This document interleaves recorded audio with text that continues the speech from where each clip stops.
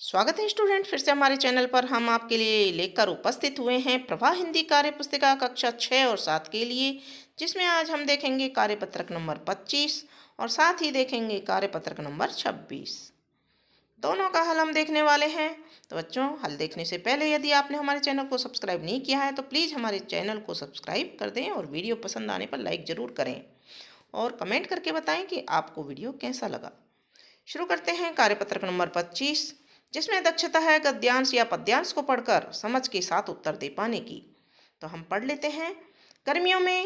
गर्मियों के दिनों में एक चींटी बहुत प्यासी थी।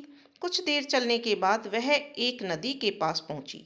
सामने पानी था, लेकिन वह सीधे नदी में नहीं जा सकती थी, इसलिए वह एक पत्थर पर चढ़ गई। जैसे ही उसने पानी पीने की कोशिश की, वह सीधी नदी में गिर गई। उसी नदी के किनारे पर एक पेड़ पर की टहनी पर एक कबूतर बैठा था। उसने चींटी को पानी में गिरते देख लिया। उसने चींटी की मदद करने के लिए तेजी से एक पेड़ का एक पत्ता तोड़कर नदी में चींटी के पास फेंक दिया। चींटी उस पत्ते पर चढ़ गई। थोड़ी देर बाद पत्ता तैरता हुआ नदी के किनारे पहुंच गया। चींटी ने पत्ते पर से छलांग लगाई। किनारे पर आकर उसने पेड़ पर बैठे कबूतर को धन्यवाद दिया। ऊपर लिखी कहानी के आधार पर प्रश्नों के उत्तर दें। कबूतर ने चींटी के लिए पत्ता फेंका था, चींटी को डराने के लिए, चींटी की मजाक उड़ाने के लिए। तो यहाँ सही है, चींटी की मदद करने के लिए। डूबते को तिनके का सहारा से आप क्या समझते हैं? परेशानी में थोड़ी मदद मिलना। कबूतर के स्थान पर आप होते तो चींटी की मदद कैसे करते? तो यदि हम होते तो चींटी को हाथ से उठाकर बाहर निकाल लेते। आप अपने अनुसार कोई भी उत्तर इसका लिख सकते हैं।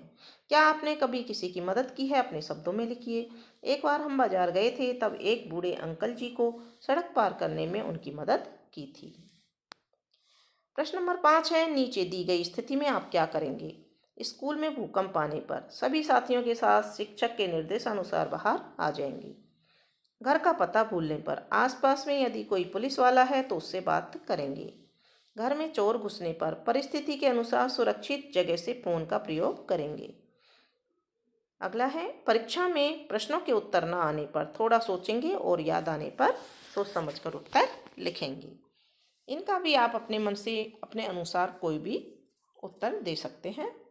इस तरह से कार्यपत्रक 25 कंप्लीट हो गया है। कार्यपत्रक 26 में दक्षता है व्यावहारिक व्याकरण, वाक्यों में क्रियाकाल को पढ़कर समझकर लिख पाने की। प्रश्न नंबर 1 है, सही विकल्प कर सही का निशान लगाइए। विकल्प दे रखे हैं, इनमें से सही कौन सा है? जैसे पहला है, रमा खाना बना रही है, तो ये वर्तमान काल है। कुत्ता भौंक रहा था आया है, इसलिए भूतकाल पे निशान लगा देंगे। पक्षी आकाश में उड़ रहे हैं, वर्तमान काल आ जाएगा।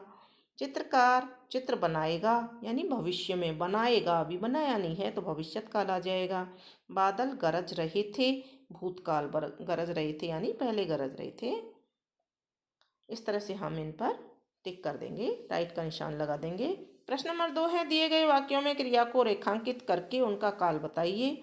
वह सिनेमा गया होगा। गया होगा का मतलब भूतकाल है, ये पहले से दे रखा है। अंजू पढ़ रही है, ये वर्तमान काल है, हम यहाँ लिख देंगे। तेज आंधी आई थी यानी कि भूतकाल हो गया, भूतकाल लिख देंगे। पिताजी पत्र लिखेंगे भविष्यत काल। कल तुम आ जाना, भविष्यत काल, कल आ जाना, ठीक है ना, तो ये भविष्य काल में आएगा। हम शाम को बाजार जाएंगे, भविष्यत काल। प्रश्न नंबर 3 है, क्रिया का उचित रूप लिखकर वाक्यों को पूरा कीजिए। मोहन हॉकी खेल रहा है।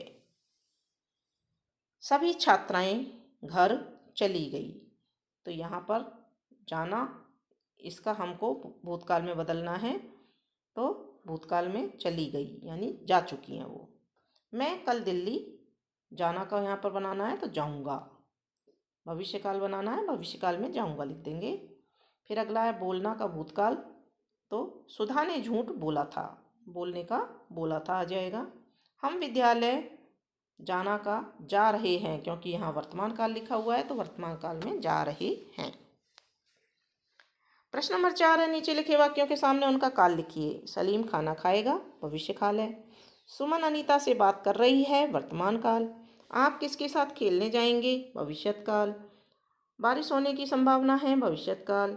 मुझसे भूल हो गई भूतकाल, मुंशी प्रेमचंद ने कई किताबें लिखी भूतकाल। इस तरह से हमारा ये कार्यपत्रक नंबर 26 और 25 दोनों कंप्लीट होते हैं।